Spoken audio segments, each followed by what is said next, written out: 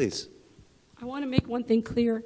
Hatred and violence is incited by the imperialist crimes of the United States of America in places like Afghanistan, places like Yemen, places like Libya. I'd like to hear what our leaders here, our Muslim leaders, have to say about the apologies and condemnations by organizations in here in America, like ING and CARE, that are very quick to issue apologies and condemnations. What do you have to say about that when they're silent, when Afghan women and children are murdered by US and NATO bombs and night raids? Nothing when innocent people are bombed in Yemen with drone attacks. And if you're going to be so quick to wrap yourself in the American flag and declare how proud you are to be an American Muslim, where's your condemnation right here in Oakland when Oscar Grant got murdered by OPD or when Alan Bluford got shot by OPD? What are y'all doing? I'm a mother now, and I feel for life each time it dies, but I'm fed up with our community. By the way, I'm not a Salafi. I come from a long line of Sufis, and Sufis were not pacifists. They fought imperialists. My ancestors fought British colonizers. They killed them. There's self-defense, and it's allowed in Islam. Not only allowed, it's commanded that we fight back in face of the oppressors. That's what I'm going to say. Yeah.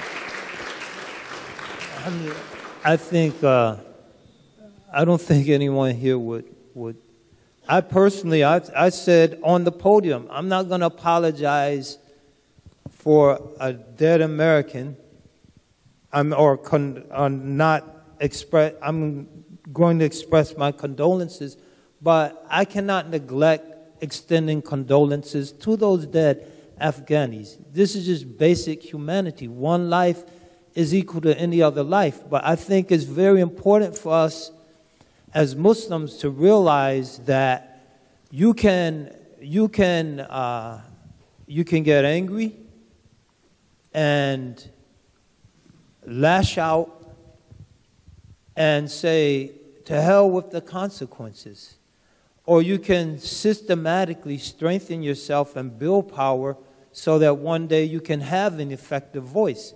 This is the way of our Prophet ﷺ. When Ali Yasser, when Sumayya was murdered and her family was tortured, the Prophet didn't say, listen, I got your back, Quraysh is in trouble. Because he realized that these people, they hate us and they're going to wipe us off the face of the earth.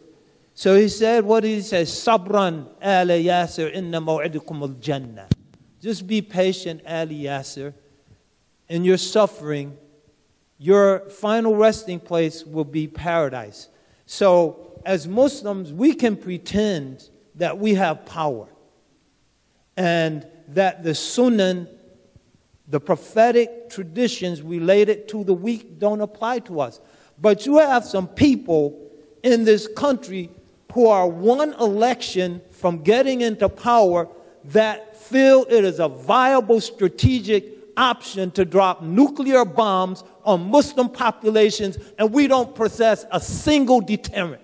We have no deterrent when those bombs start falling, when those cities are being carpet bombed, and those millions of Muslims like Sam Harris argued for and no one protested are being murdered.